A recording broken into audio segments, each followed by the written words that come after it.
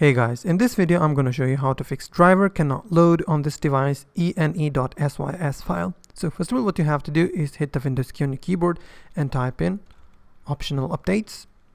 Just type in optional, you will see view optional updates, click on it. It will open this window.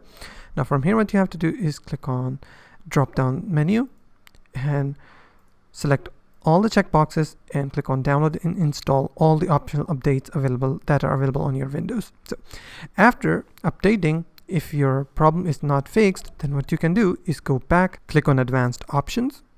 Now from here you have to go to recovery, and then you will be able to see, if you see that go back is not grayed out on your PC, then you can simply click on go back and fix the issue instantly. But if you're like me and your go back button is grayed out, then you can go to the next step. Close the settings window, open up your file explorer, go to local disk C. Now from here what you have to do is click on the three dotted button, click on options, click on view, and then you have to select show hidden files and folders.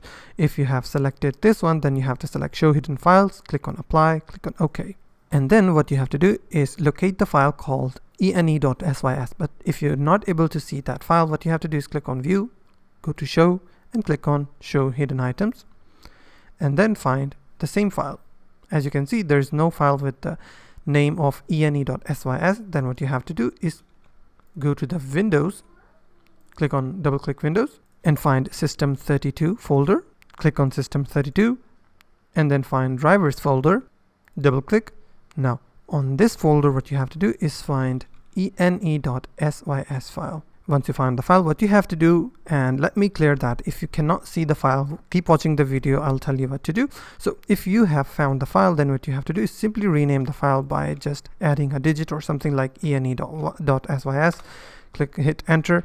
Now after that, but in case for those people who haven't found the ene.sys file, simply what they have to do is close their Windows Explorer and then hit the Windows key on your keyboard and type in core isolation, hit enter. Now you will see this option. If your memory integrity is turned on, make sure to turn it off. Once you turn it off, simply restart your PC, and after that hopefully your problem will be fixed. And that's simply how you can fix driver cannot load on this device ene.sys file problem.